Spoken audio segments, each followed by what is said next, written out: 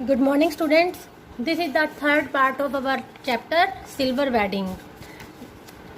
It is the first chapter of our book Bitan, and now we are on the 11th page of this lesson Silver Wedding.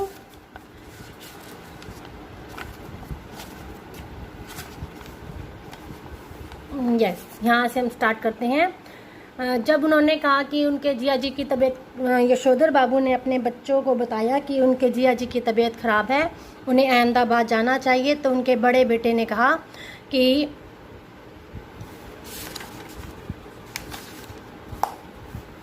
मैं उनके लिए ऐसे पैसे खर्च नहीं करूँगा और मेरे पास इतने पैसे नहीं है कि मैं उनके लिए ऐसे ही खर्च करता रहूँ, तो और बुआ के पास भेजने के लिए मैं पैसे तो नहीं दूंगा। यशोधर बाबू को कहना पड़ा कि अभी तुम्हारे बब्बा की इतनी साख है कि वो 100 रुपये उधार ले सकें। इस प्रकार वो दिखा रहे हैं कि उनके अपने बच्चों से जो है परस्पर अंडरस्टैंडिंग सही नहीं है। यशोधर जी का नारा हमारा तो सैप ही ऐसा देखा ठहरा, मतलब हमारा तो रो भी बहुत है, यह हमें पारंपरिक विरासत में मिली है। उसके बाद उनकी पत्नी ने कहा है कि शायद ये बात उनकी सही नहीं है कि उनका स्वयं का कुछ देखा हुआ नहीं है, क्योंकि माँ के मर जाने के बाद वो छोटी सी उम्र में गांव छोड़कर उनका पालन पोषण विधवा बुआ के पास हुआ।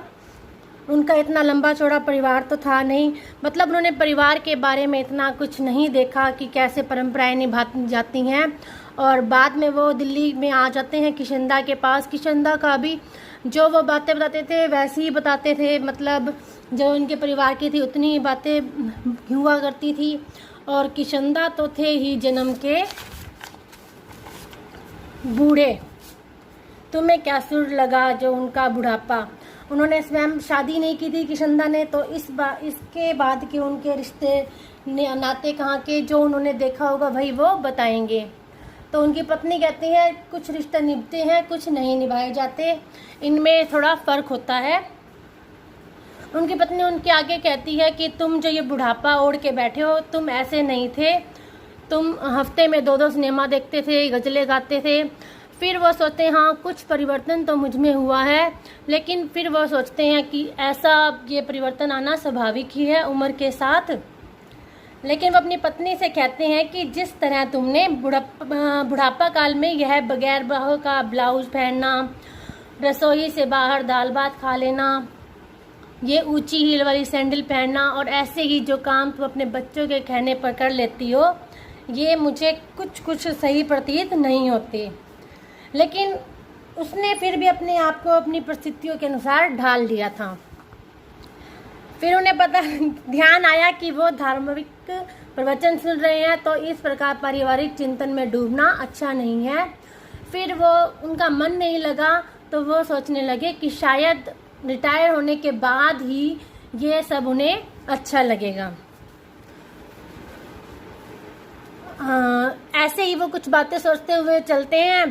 तो जैसे उनको स्वयं किशनदा हर सुबह शहर से लौटते हुए, जब उनका क्वार्टर अलग हो गया था, और तब जब किशनदा सुबह सैर करने जाते थे तो यशोधर पंत के क्वार्टर के आगे सामने आकर उनको कहते थे और कैसे बन रहा है बाहू, हेल्दी वेल्दी एंड वाइज, क्योंकि किशनदा स्वयं भी जल्दी उठते थे और यशोधर पंत को भी जल्दी उठने के लिए कहते थे।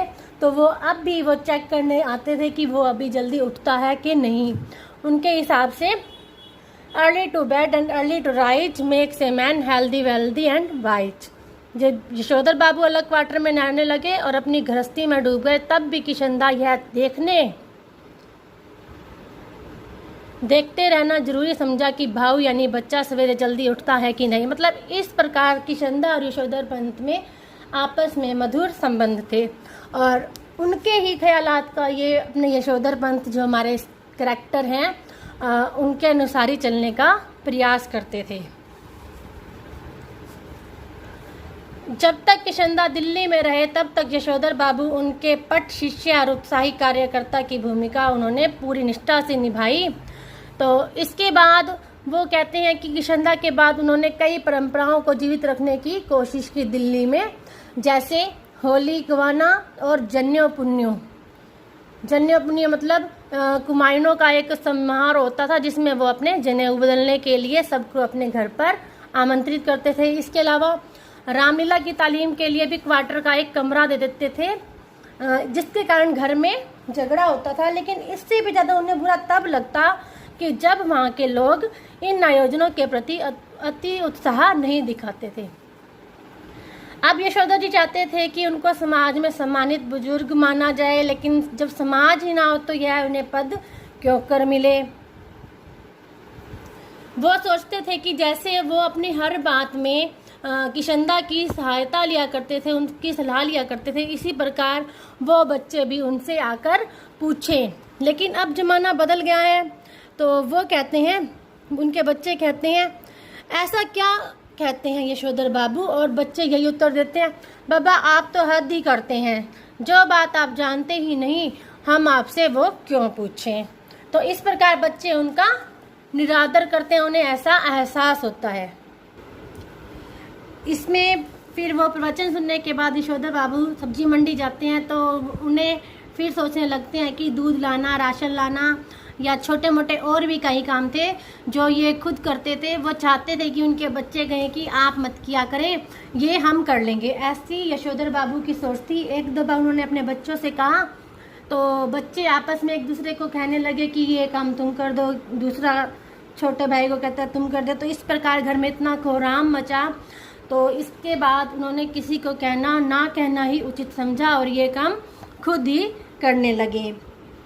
और बच्चों ने कहा कि आप इस काम के लिए कोई नौकर क्यों नहीं रख लेते? तो इस पर वो कहते हैं कि नौकर रख लेने से सारा काम चौपट हो जाता है, नौकरों को सौंपा कारोबार चौपट हुआ। कहते हुए यशोधर बाबू अपनी पत्नी को कहते हैं, वह सुनती भी है नहीं भी सुनती। अब उनके क्वार्टर में उनके बच्चे जो हैं सामान लाते हैं, कोई फ्रिज ले आए, कोई डनलप का गद्दा ले आए, तो ये नहीं कहते कि ये घर के लिए, वो कहते हैं ये हमारे लिए ये है, ये टीवी मैं अपने लिए लाया हूँ। तो इस प्रकार की बातें उन्हें समहाउ इम्प्रॉपर महसूस होती हैं। इसके अलावा उन्हें ये लगता है कि जो बेटे का वेतन है कभी भी वो अपने पिताजी के हाथ में आकर नहीं रखता और सीधा ही अकाउंट में जो ट्रांसफ़र होता है उसमें डलवा देता है। तो उसने वो अकाउंट हो सकता था कि जॉइंट बनवा लेता। तो इस प्रकार थोड़ा बहुत उनका अपने बच्चों के प्रति थोड़ा सा यह भाव रहा है।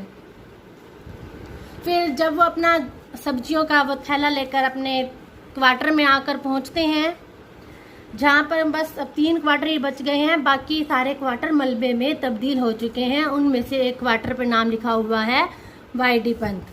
आज जब वो अपने क्वार्टर पहुंचे तो उन्हें लगा कि मैं किसी गलत जगह पर आ गया हूँ।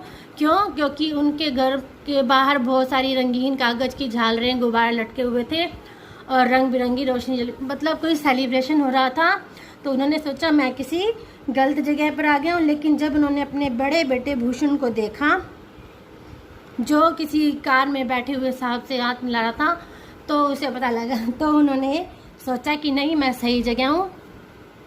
यशोधर बाबू ठिठक गए। उन्होंने अपने आप से पूछा, क्यों आज मेरे क्वार्टर में यह क्या हो रहा होगा? फिर उन्होंने अपने आप ही अपने मन को बता दिया कि ये मेरे बच्चे, इनकी माया यही जाने।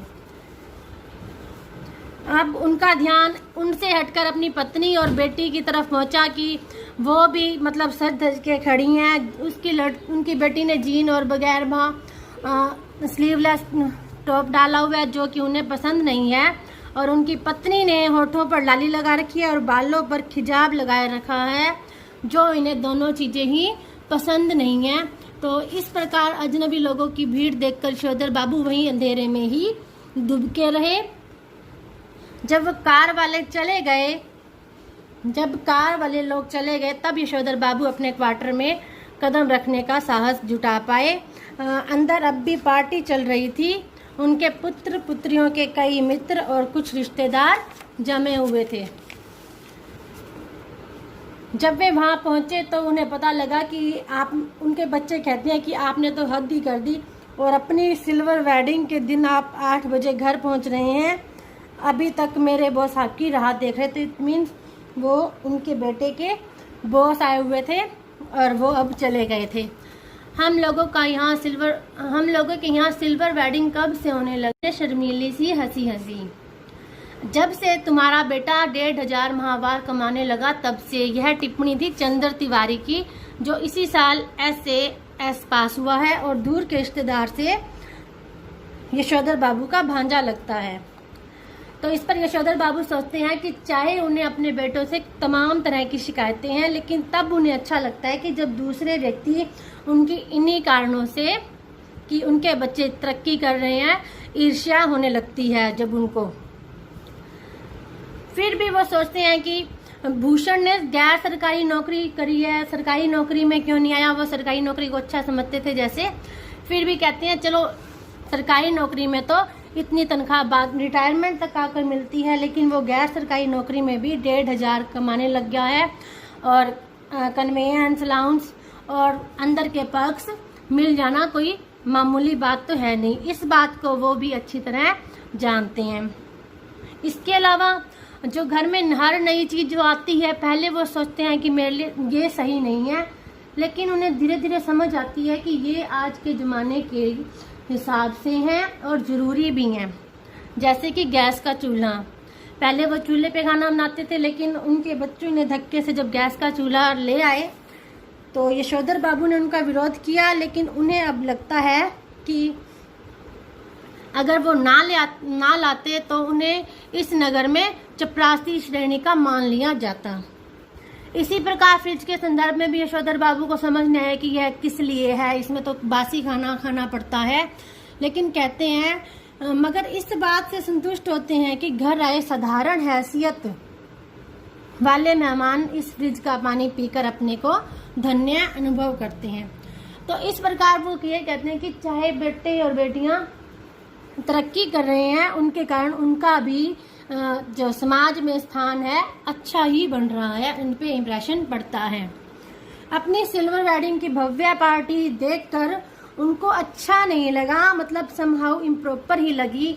लेकिन फिर वे सोचने लगे कि अपने जन्मदिन पर कभी उन्होंने लड्डू नहीं आए और उन्होंने अपना विवाह भी कोऑपरेटिव बैंक से 2-4 हज़ार कर्जा निकाल कर किया था। तब कोई चाहे रिश्तेदार थे या कोई भी थे उनकी हेल्प पे नहीं आए। आज उनके विवाह की 25वीं वर्षगांठ पर केक, 4 तरह की मिठाई, 4 तरह की, मतलब ये दिखावे का सारा सामान आज उनके सामने आया हुआ था भाई। फिर उन्होंने पूछा ये कैसे हो गया? तो गिरीश बोला आज मुझे सुबह बैठे बैठे याद आया कि आपकी शादी 6 फरवरी सन 47 को हुई थी और इस हिसाब से आज पूरे 25 साल हो गए हैं। मैंने वहाँ फ़ोन भी किया था कार्यालय में, लेकिन शायद आपका फ़ोन ख़राब था। फिर मैंने भूषण को फ़ोन किया तो भूषण ने कहा शाम को आ जाइए, पार्टी कर लेते हैं, मैं भी अपने बॉस को बुला लूँगा। इस प्रकार वो शादी की पार्टी होती है, लेकिन उसको वो अटेंड करना नहीं चाहते। उन्होंने कहा कि चलो केक काटते हैं। पहले तो उन्होंने मना किया, बचकानी बात मालूम हुई, लेकिन धक्का करने पर उनकी जो पत्नी है वो पहले शर्माई, फिर आगे आ गई। उसके बाद उन्होंने ना करते करते केक काट दिया। फिर वो केक खिलाने लगे तो कहते नहीं मैंने तो नहीं खाना, मैं अंडे वाला केक होगा। तो उन्हें याद दिलाया गया कि कुछ समय पहले आप मांसाहारी थे, एक टुकड़ा खा लेने से क्या हो जाएगा। इतना कहने पर भी वे नहीं माने। और फिर भूषण के एक मित्र ने लड्डू उठाकर मुंह में ठूसने का यत्न किया तो वो कहने लगे नहीं मैंने अभी संध्या पूजन नहीं किया। तो भूषण झंझला कर कहा तो बब्बा पहले जाकर संध्या कीजिए, आपकी वजह से हम लोग कब तक रुके रहेंगे। इस प्रकार उन्होंने नहीं आप सब लोग खाइए। यशोधर बाबू ने बच्चों के दोस्तों से कहा please go ahead, no formality. Yashodhar Babu ने आज पूजा अर्चना में कुछ ज़्यादा ही देर लगाई, मतलब वह 15 मिनट डेली पूजा करते थे, लेकिन आज वो 25 मिनट तक करने लगे। उनके 25 मिनट हो गए तब भी वो कमरे से बाहर नहीं आए। अपने पद्मासन साध कर ध्यान लगाने बैठ गए, मतलब वो बाहर आना नहीं चाहते थे और उनको ये चीज़ें पसंद नहीं थी। वो अपने सपने वहीं पर बैठे बैठे वो चाहते थे कि भगवान के दर्शन हो, लेकिन उनके सामने किशंदा ही आ गए। तो वे उनसे पूछने लगे कि क्या हुआ, कैसे आपकी मृत्यु हो गई। तो किशंदा उनके सामने आ गए। उन्होंने कहा अकेलेपन के कारण ही होता है ऐसा। और हर रविवार किशंदा शाम को ठीक 4 बजे यशोधर बाबू के घर आया करते थे। उनसे गर्मा गर्म चाय बनवाई जाती थी। उनका कहना था कि मतलब वो उनके बारे में ही सोच रहे थे, ध्यान में भी। वो आज भी चाहते थे कि किशंदा मेरा मार्गदर्शन करें कि मैं अपने बीवी बच्चों से किस प्रकार का व्यवहार करूं, या मेरे बीवी बच्चे जो मेरे से रवैया कर रहे हैं वह ठीक है या मैं उनके साथ कर रहा हूं। लेकिन किशंदा ने वही अकेलेपन का ही बात बताई, कैसी बीवी कहाँ के बच्चे, ये सब माया ठहरी। तो इस प्रकार वो उनके बारे में सोच रहे थे। तो इससे पहले कि वो कुछ और बात करते, उनकी घरवाली उन्हें झिड़कते हुए आ पहुंची कि आज पूजा पाठ में ही बैठे रहेंगे। तो उन्होंने पूछा कि सब मेहमान चले गए। उन्होंने कहा कुछ गए हैं, कुछ हैं। तो इस प्रकार सुनने के बाद वो जिस लाल गमछे में बैठे थे उसी गमछे को डालकर आ गए, जबकि उनकी ये गमछा पहनने की आदत भी उनके बच्चों को पसंद नहीं है और उनको ये किशंदा से मिली है विरासत में।